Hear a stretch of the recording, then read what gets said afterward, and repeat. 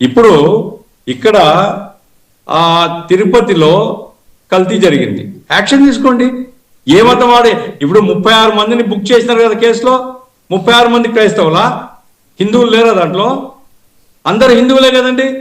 ధర్మారెడ్డి ఏ మతం అండి? ధర్మారెడ్డి ఈవోగా పనిచేసినారు కదా, ఆయన ఏ మతము? మరి ఆయనకు తెలియకుండా జరిగేది ఇది. సింగాలు ఎవరండి? ఆయన హిందూ మతం కాదా? ఇది డబ్బు కోసం కక్కుర్తిపడి కొంతమంది దుర్మార్గమైనటువంటి పద్ధతిలో కల్తీ వ్యవహారం దిగజారినారు. వాళ్ళ మీద ఏ చర్య తీసుకుని ఎవరికేం అభ్యంతరం లేదు.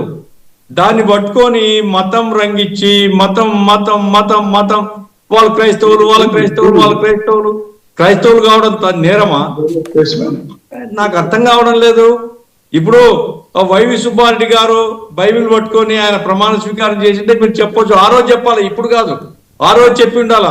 ఏమయ్యా అధ్యక్షునిగా పెట్టినావు, ఆయన బైబిల్ భగవద్గీత మీద ప్రమాణం చేయాలా, లేదా దేవదేవుని మీద ప్రమాణం చేయాలా, ఆయనకు విశ్వాసం ఉండాలా, నువ్వు బైబిల్ పట్టుకొని ప్రమాణం చేసేవాడిని తెచ్చినావు అని ఆ రోజే ప్రశ్నించి ఉండాలా. అప్పుడేం చేయలే. ఇప్పుడేదో దానికి ఆయన భార్య బైబిల్ పట్టుకుంటే నీకేం బాధ అని, నీకేం నొప్పి? ఎందుకు ఈ రకంగా దిగజారుతున్నారు మీరు? ఈ రకంగా మతాన్ని ఎందుకు రంగంలోకి తెస్తున్నారు మీరు? అంటే ఒక మతానికి చెందిన వ్యక్తులకి ఇంకొక మతం మీద విశ్వాసం ఉండదు అనేది నిన్న ముఖ్యమంత్రి గారు చెప్పబోయారండి.